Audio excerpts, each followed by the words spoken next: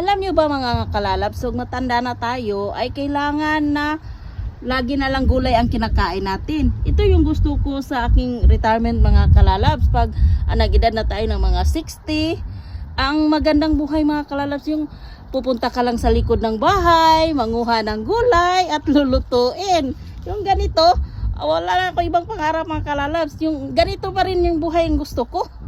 Pagtanda ko, ganun lang ba pupunta sa garden, mamitas, kung anong pangangailangan mo, nalutuin.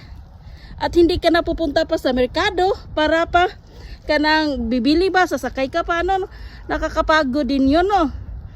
Magandang ganito lang mga kalalabs, yung mamitas lang tayo sa bakuran, ng kung ano yung mga pangangailangan natin. Yung sa mga, simpleng kainan lang, good mga kalalabs, hindi na tayo mangarap ng kasi hindi na tayo pwedeng laging mag-fried chicken at saka laging magtuyo mga kalalabs. Kailangan na natin na talaga na pag nagtuyo tayo ay may partner na mga gulay. Kagaya nito, hindi na ako bibili kasi nandito lang sa aking bakuran. O ito talaga sabi ko na mister, pag pupunta tayo, pag doon tayo titira sa inyo, gusto ko talaga na may sarili akong tanim. May garden ba? Oh, meron tao, tingnan nyo, may mais ako, may tangad, may saluyot, may may sibuyas, dahonan, at saka pichay. So, gusto ko lang ganito lang mga kalalabs. Yung simple lang ba, pero sagana. Sagana sa mga masustansyang pagkain. Okay. Ito talaga yung pangarap ko. Marami na akong hihintay yun. Tingnan nyo, itong upo, o diba? Ang upo, pwede natin lagyan ng kunting karne, pwede din natin lagyan ng pritong isda, o kaya sardinas, o diba makakatipid, masustansya pa. Bagay talaga mga kalalabs, pag may kuan tayo, pag gaya ng mga, kung may mga tuyo, yung mga bulad, ay may partner din ng mga gulay.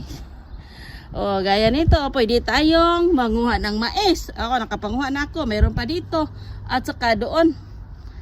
Oh, di ba mga kalalabs? Meron din tayo, maliban sa mayroon tayong mga gulay, meron din tayong mga prutas, gaya ng melon, ng strawberry, at kung ano-ano pa ba, mga kalalabs ba. Basta simple lang, ganito lang talaga na buhay ang gusto ko, pag gaya nito. Makakatipid ka talaga pag meron kang miswa, partneran mo na ng patula. O diba? Pwede din noodles, lagyan ng patula. Maganda, pag meron kang munggos ay makakatipid ka na pag meron kang dahon ng ampalaya.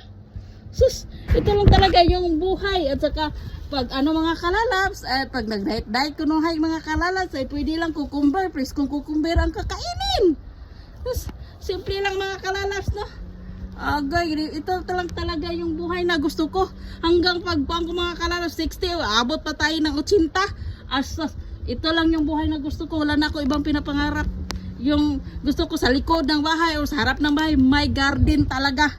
O diba, may na tayo, diba?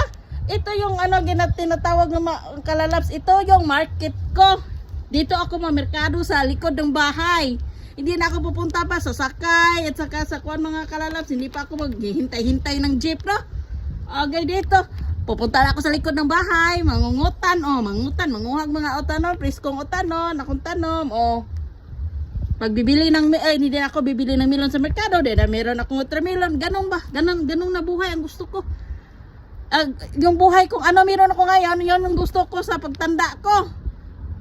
Ilan pa? 20 years pa hintayin ko. Mag-60 na ako mga kalalabs kasi 40 ako ngayon, Diba? Ito talaga.